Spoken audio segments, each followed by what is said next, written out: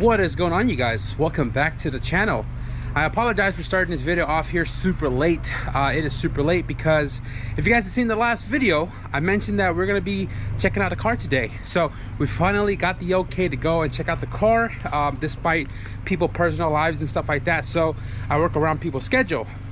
He just hit me back up and said, hey, car is available to come check out, and that's what we're about to do right now. The drive to the house isn't too far. It is actually local. I'm gonna go and check it out, make sure everything's good with the car as far as like rollability, and then we're gonna call a tow truck to come and pick it up.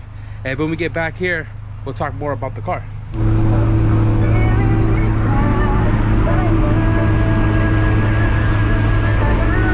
So guys, it's a little dark right now, but I've been here for about an hour now. I got the pink slip to the car right here. Unfortunately, I can't take the car home tonight because my tow truck guy is busy. My trailer guys are busy as well too. But the owner is available tomorrow for me to come back in the daytime to get this thing rollable and then on the trailer and back home. So I'm gonna give you guys a quick little look here in the dark, give you guys a little snippet of it.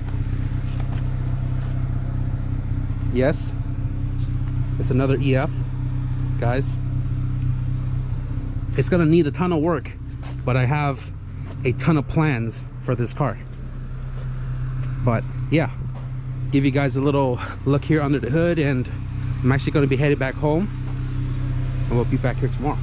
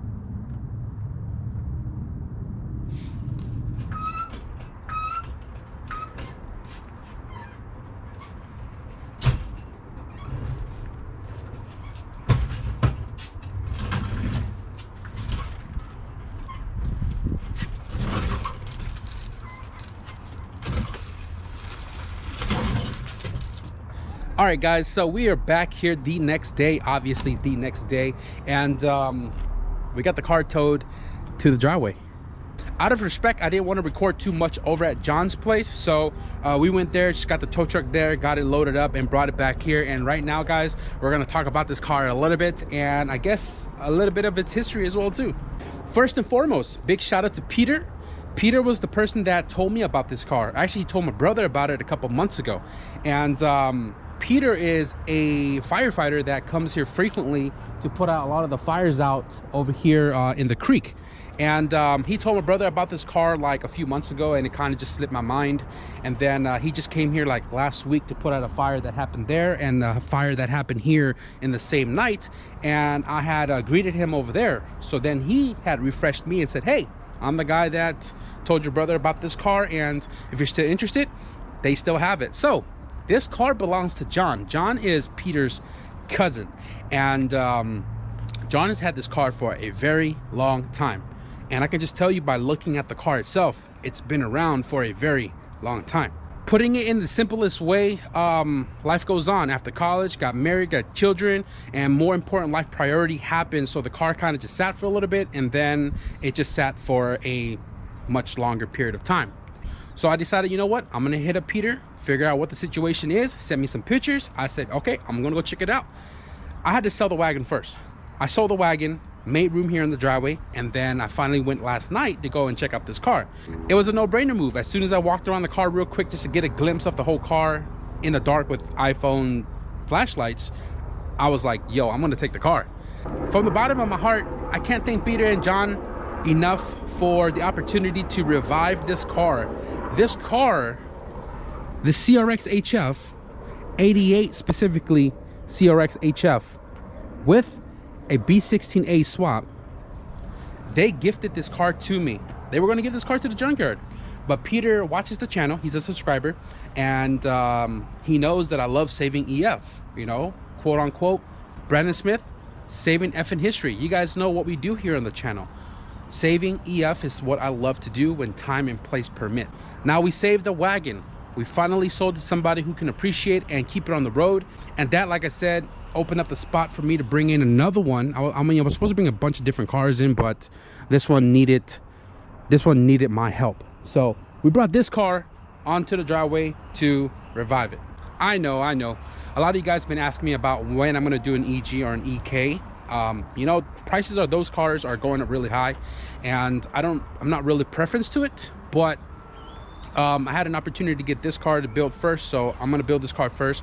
And I don't know what the future holds, but guarantee you guys that there will be other chassis here on the channel, just not at this moment. You guys were asking me about the wagon in the last video. How come I'm not working on the wagon?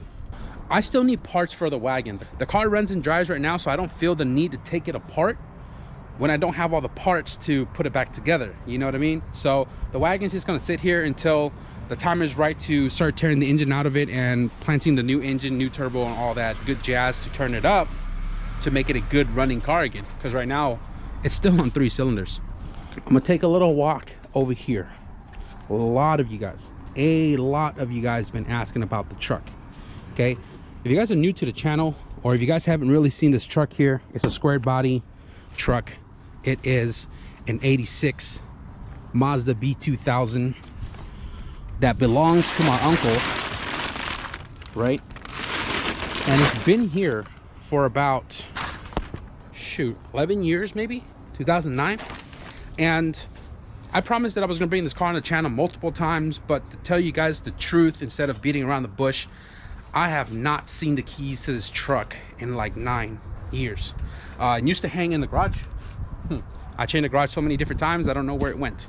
So I'm not working on the truck because I can't move it. Not saying that I can't move it, I just don't want to move it in the way that I would probably move it. I don't want to destroy the body kit and stuff that's on the car because it's really low. I'm still searching for the keys, guys. When I do, when the space is right, I will bring the truck back, trust me. It's still my uncle's truck. It's his first truck, and he told me I can do whatever I want to it as long as I don't sell the truck. And the idea has been floating around for so many years now of wanting to put an F20 or a 1J in it. So that's probably still something for the future. I don't want to get you guys' hopes up. We'll get to it when we get to it. This car right now, I just moved it over here. I did a gnarly ass launch over there, and I spun the rear really freaking hard. Feels amazing. That car, just my daily commuter. This car is going to keep me really busy for these next couple of months, or however long it takes me to complete this car.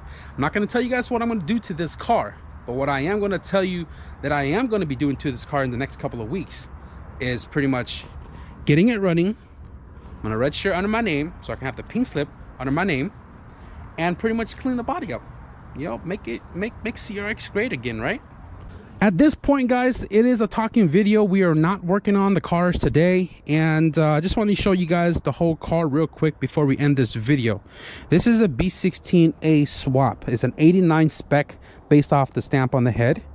I don't know what transmission that is. It might even be a matching transmission. I'm not 100% sure, but this thing was swapped into the car, I believe, in like 95 or 96 or something like that, before motor mounts were available. And you can tell they were using the stock engine mounts, which is kind of crooked a little bit, but they made it work. And then the other side is something else.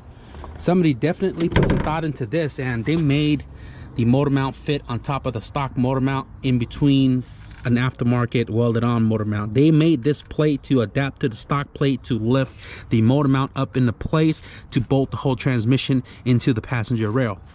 Ain't that sick or what?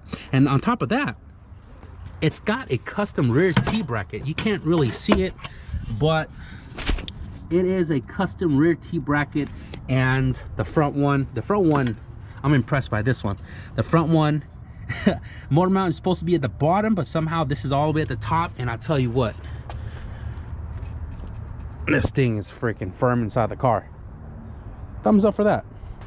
Now, because the car sat for quite some times, I believe the tag on the car says 2005, it's grown a lot of, like, what do you call this, moss or whatever this is, all over the car. It sat outside, no cover whatsoever. The thing is, this car was repainted from Earl Scheib. Okay, if you guys know who Earl Scheib is, what shop Earl Scheib is, that was the shop to go to back in the days, other than Mako. And this was repainted white. The car originally is white itself.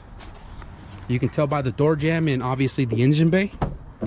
And they resprayed it white. Now the paint job is super cheap, which is why it probably peeled up like this. But that's a good thing, because this is gonna make it easier for me to sand the whole freaking paint off this car to get it down to the factory primer when we get into the bodywork stages of this car. Yes, we're probably gonna be painting this car as well too. Fat 5 LS GSR Blade Starfish was the wheel choices back in the days before the aftermarket companies came out with some reps, but these came on some Fat 5s with some cracked out tires, but I'm surprised they actually hold air. Most of the body is completely stock, as well as the interior, but the back half of the car does not have panels. And it's funny because I had just got rid of all the back panels and stuff when I parted out the black CRX SI, but it has the front half interior, which is awesome. A lot of the center console stuff, I have all that, so that kind of works out for me. And let me give you another example of how long this car sat. This is a sunshade, and I was touching it earlier. It just deteriorated. So guys, I don't want to talk your ears off. I'm going to keep this one super simple, and just know we have a new project here on the channel, and this is going to be something that's going to keep me super busy for quite some times. And I mean, I'm going to be taking the EK and the other jobs in between, but this is what's going to keep me super busy in the meantime. So I'm gonna let you guys know right now in the videos to come, we're gonna be working on the engine to get this thing to turn on, figure out what's missing, what it needs, and then situate the engine itself to know the condition of that. And then we'll move into cleaning the interior of the car and the exterior of the car, and I don't know, maybe lift it up, look at the suspension stuff, because I know this one wheel right here is seized up. It does not spin. You can tell the tow truck guy just dragged it up onto the driveway, but we'll situate all that when we get to it. A lot of stuff to come here because I'm gonna dive right into this car. I hope you guys are excited for this new project. I'm crossing fingers you guys are excited for this new project, even though it's another CRX. Be sure to give this video a thumbs up, guys, and if you want to stick around for all the shenanigans to come with this car and where we take this car, be sure to hit the subscribe button. But with that being said, thank you guys for watching, and I'll see you guys in the next video. Peace.